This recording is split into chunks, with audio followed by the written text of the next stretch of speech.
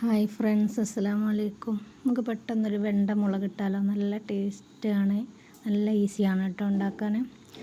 ചട്ടി അടുപ്പത്ത് വെച്ചിട്ട് നമ്മൾ വെളിച്ചെണ്ണ ഒഴിച്ചിട്ട് വെണ്ട ഒന്ന് വഴറ്റുക ഫസ്റ്റ്. ഇതിലേക്ക് അധികം സാധനങ്ങളൊന്നും ആവശ്യമില്ല. അത് ഞാൻ വീഡിയോ എടുക്കാൻ വിചാരിച്ചിട്ടില്ലായിരുന്നു, പെട്ടെന്ന് എടുത്തതുകൊണ്ടാണ്. പിന്നെ പുക പോകുന്നത് ഇത് സെർവ് ചെയ്യുന്ന ചട്ടിയാണ്, അപ്പോൾ അതുകൊണ്ടാണ് കേട്ടോ പുക പോകുന്നത്. അപ്പോൾ വെണ്ട ആദ്യം ഒന്ന് വഴറ്റിയിട്ട് അതിലേക്ക് നമ്മൾ ഉലുവയും വലിയ ജീരകവും ഇടണം.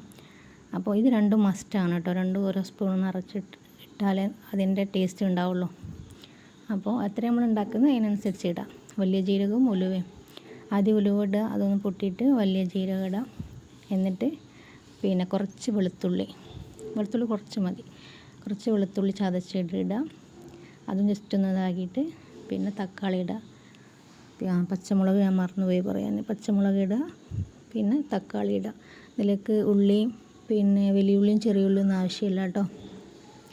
തക്കാളി 2 ഒക്കെ ഇടാം. നമ്മൾ എത്രത്തോളം പിന്നെ ഗ്രേവി നിൽക്കണോ അതിനനുസരിച്ച് തക്കാളി ഇടാം. തക്കാളി കൂടുതലിട്ടാൽ പിന്നെ നല്ല കൂടുതലായിട്ട് നല്ല ഇങ്ങനെ ഗ്രേവി പോലെ ഉണ്ടാവും, നല്ല ടേസ്റ്റാണ്. പിന്നെ ഉപ്പിട്ട് കൊടുക്കുക.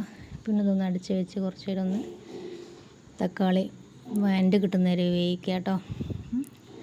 അതിന് വഴണ്ട് കിട്ടിയിട്ടുണ്ട്. പിന്നെ നമുക്ക് മസാല ചേർക്കുക.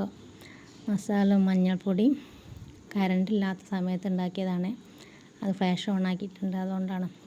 മഞ്ഞൾപ്പൊടിയും മുളക് പൊടിയും ചേർത്ത് കൊടുക്കുക.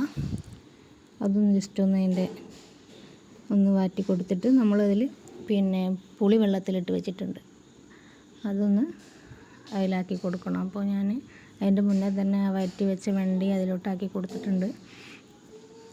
എന്നിട്ടാണ് പുളി പിഴിഞ്ഞത്. അപ്പോൾ പുളി പിഴിഞ്ഞിട്ട് നല്ലോണം തിളപ്പിച്ചെടുക്കുക. അത്രേ പണിയുള്ള, പക്ഷേ നല്ല ടേസ്റ്റാണ്. ഇതിൽ എന്തായാലും വെളുത്തുള്ളിയും ഉലുവയും വലിയ ജീരകവും നിർബന്ധമാണ്. ജസ്റ്റ് ഒന്നിങ്ങനെ തിളച്ച് ഒന്ന് കുറുകി വരുമ്പോൾ നമുക്ക് ഓഫ് ചെയ്യാം. അടുപ്പത്ത് വെച്ചാൽ ഒന്നുകൂടെ ടേസ്റ്റ് ഉണ്ടാവും.